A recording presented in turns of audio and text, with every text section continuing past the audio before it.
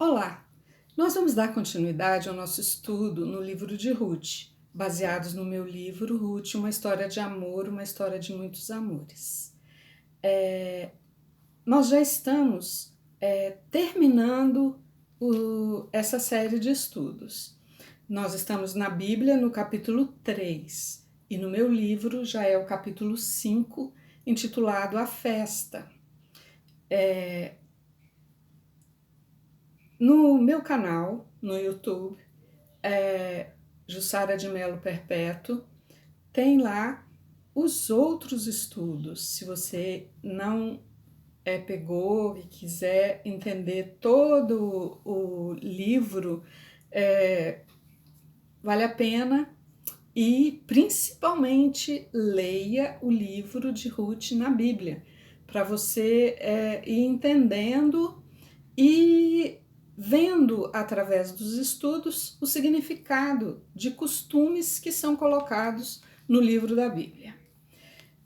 O capítulo 3 inteiro nós vamos ver hoje, que vai se tratar dessa festa, a preparação para ela e os acontecimentos nessa festa. Nós já vimos e já ficou claro para nós que Noemi, quando levou Ruth, ou Ruth quis ir com Noemi para Israel, as duas ali fizeram um acordo, um acordo natural. A Ruth cuidando de Noemi e Noemi cuidando de Ruth como se fosse uma filha. A preocupação de Noemi de arranjar para ela um casamento, uma vida que ela pudesse continuar, e também, por outro lado, a questão do resgatador e suscitar descendência para Elimeleque, já que não teve, os seus filhos morreram também.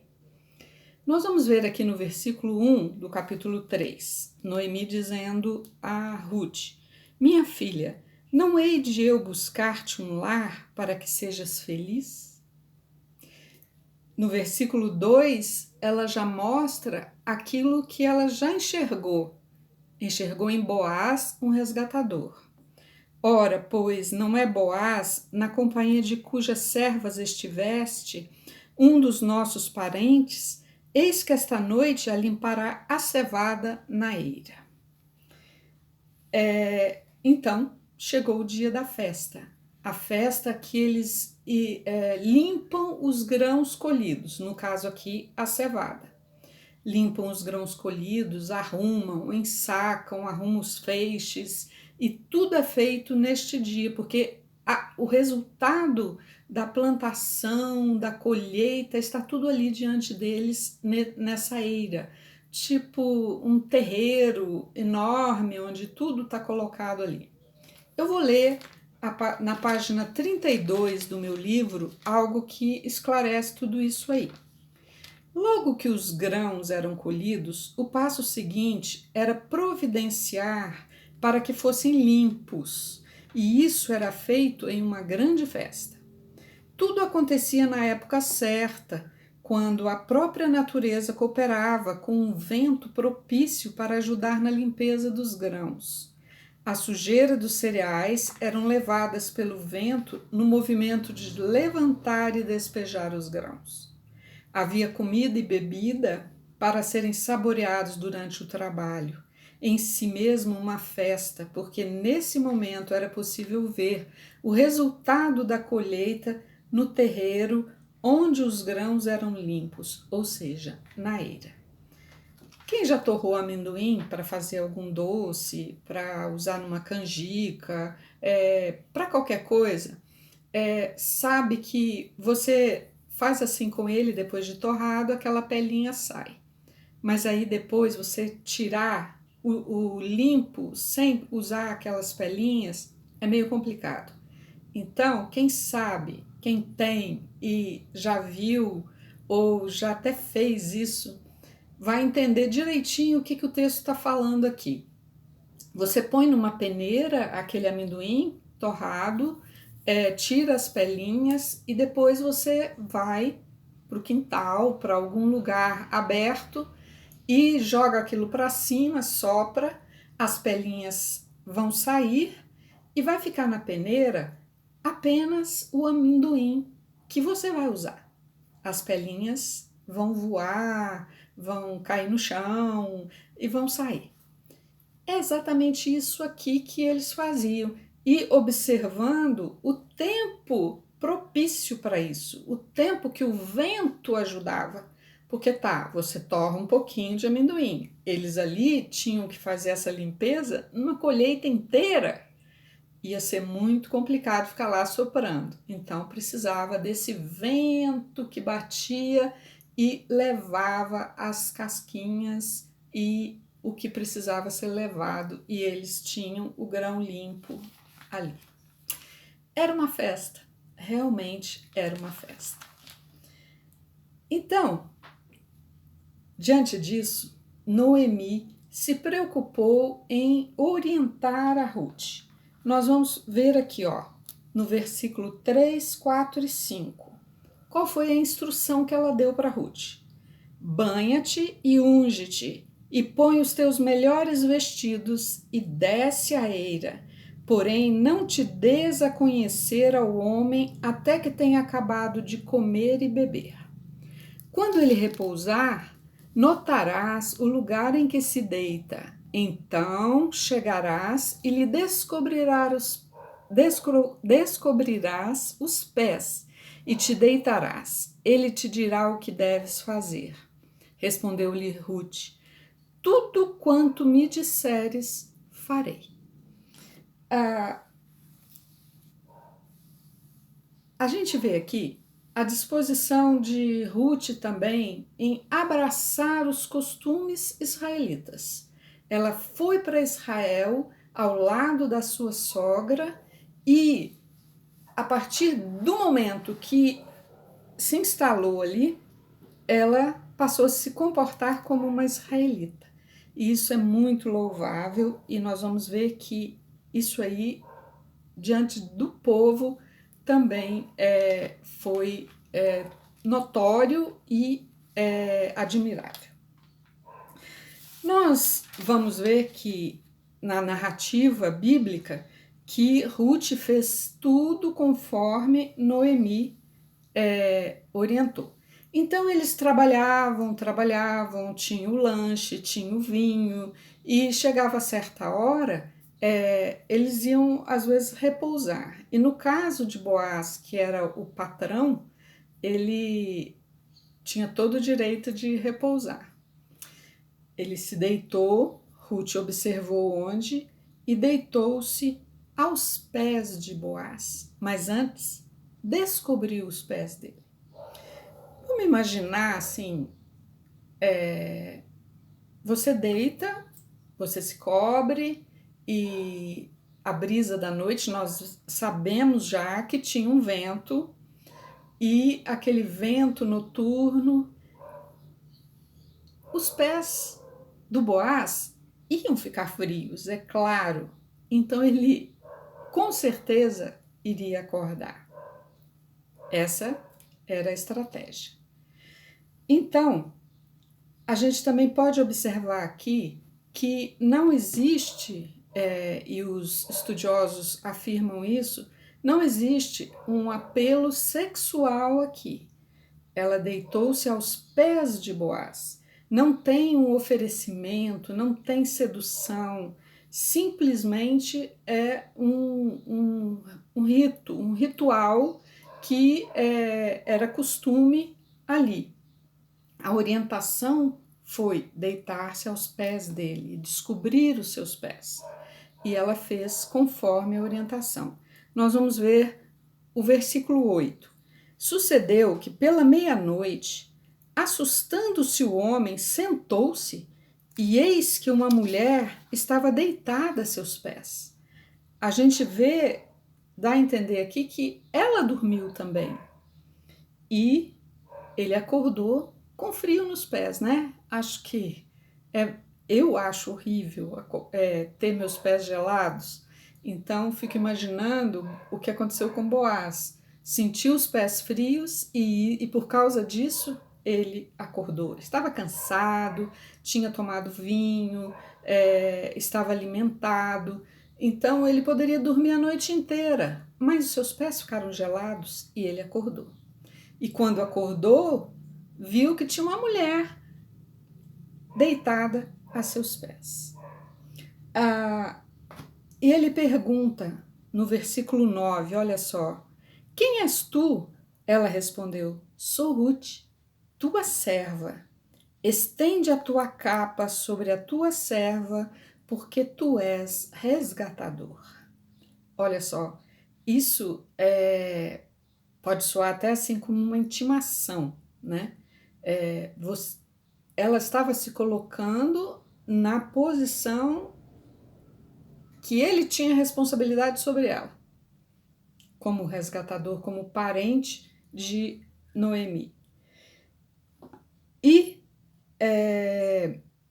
no versículo 10 e 11, nós vamos ler a resposta de Boaz. Olha só, é muito bonito o que Boaz fala para ela e como Boaz reconhecia a sua dedicação e a sua submissão aos costumes de Israel. Disse ele: bendita sejas tu do Senhor, minha filha. Melhor fizeste a tua última benevolência que a primeira, pois não foste após jovens, quer pobres, quer ricos. Agora, pois, minha filha, não tenhas receio. Tudo quanto disseste, eu te farei. Pois toda a cidade do meu povo sabes que é mulher virtuosa. A gente usou esse versículo 11 no estudo anterior, né? Já antecipamos essa fala. Agora essa fala está no lugar certo aqui, quando Boaz responde a Ruth diante do desafio, do ultimato que ela deu. Olha, você é resgatador, então cumpra com o seu papel. Olha como ele respondeu para ela. Agora, tudo isso fazia parte do ritual. E tudo aqui foi conforme a lei judaica. Só que tinha um porém. Boaz aceitou tudo, a gente viu até aqui. Ele queria ser o resgatador, ele demonstra isso aqui. Mas, como homem cumpridor da lei, ciente da lei de Deus, um judeu, ele teve que revelar alguma coisa que nem Noemi e nem Ruth sabiam. Olha o versículo 12. Ora, é muito verdade que eu sou o resgatador, mas ainda outro resgatador há mais chegado do que eu. Quer dizer, tinha um parente mais próximo que ele e que teria mais direito de resgatar a Ruth e Noemi. Então o direito era primeiro dele. É como uma linha de sucessão lá da rainha da Inglaterra, né? Tem aquela ordem. Da mesma forma aqui. Então, esse parente tinha mais direito do que Boaz, e ele tinha que ser ouvido primeiro. Mas olha só, ele continuou no verso 13: fica-te aqui esta noite, e será que pela manhã, se ele te quiser resgatar, bem está. Eu farei tão certo. Se não lhe apraz resgatar-te, eu farei tão certo como vive o Senhor. Deita-te aqui até amanhã. A Bíblia continua afirmando, ela ficou ali deitada aos pés de Boaz. Então, em nenhum momento a gente vê um jogo de sedução, alguma coisa semelhante a isso. A questão aqui era outra, completamente diferente. Então, ela passa o resto da noite ali, deitada aos pés dele. Na manhã seguinte, ela se levanta bem cedo. Eles tiveram cuidado também de não causar falatório, né? Então ela bem cedo se levantou. mas ele fez outra coisa que mostra o cuidado dele para com ela e com Noemi também, e para elas estarem seguras de que ele cuidaria daquela causa. Ele pegou o manto e despejou 6 medidas de cevada. Nós não conseguimos aqui descobrir direitinho quanto em quilos era isso, essas 6 medidas de cevada. Mas era uma grande quantidade, porque ele arrumou no manto da Ruth e colocou nas costas dela para ela carregar. Era um tanto que ela conseguiria carregar até a casa dela, mas então não era pouco. E a gente tem que pensar que eles colhiam para durar até a próxima colheita. Nós sabemos que depois da colheita da cevada viria outra colheita, mas era com isso que eles viveriam os tempos de falta de colher, né? Ruth chega em casa então com aquele presente. Noemi estava ansiosa para saber como é que tudo tinha acontecido. Ela conta tudo e aí Noemi expressa sua conclusão diante dos fatos. A gente vê isso nos versículos 16, 17 e 18, que são os versículos finais do capítulo. Então, em chegando à casa de sua sogra, esta lhe disse: Como se te passaram as coisas, filha minha? Ela lhe contou tudo quanto aquele homem lhe fizera. E disse ainda: Estas 6 medidas de cevada ele mas deu e me disse: Não voltes para tua sogra sem nada. Então lhe disse Noemi: Espera, minha filha, até que saibas em que darão as coisas, porque aquele homem não descansará enquanto não se resolver este caso ainda hoje. Nós aprendemos aqui que as orientações dadas por Deus ao povo de Israel eram boas e era o melhor para o povo. Nós aprendemos também que no relacionamento entre Noemi e Ruth era notório o respeito. Noemi era israelita e orientadora. Ruth era como a filha, a aprendiz e cuidadora. Cada uma no seu lugar, agindo com amor e confiança. E mais uma vez vemos Deus cuidando e dando prosseguimento ao seu plano perfeito. Tudo o que acontece nesse livro de Ruth é uma demonstração do grande amor de Deus para com o povo de Israel. Se fizermos o que Deus orienta, seremos abençoados. É muito melhor fazer o que Deus orienta, por segurança, por tudo, e principalmente porque o que mais agrada ao Senhor é fazer a vontade dele. Que Deus nos abençoe. Até o próximo. Não deixe de visitar o meu canal. Tem mais estudos lá e assim você terá uma visão, o auxílio para entender essa preciosidade que é o livro de Ruth na palavra de Deus. Deus nos abençoe.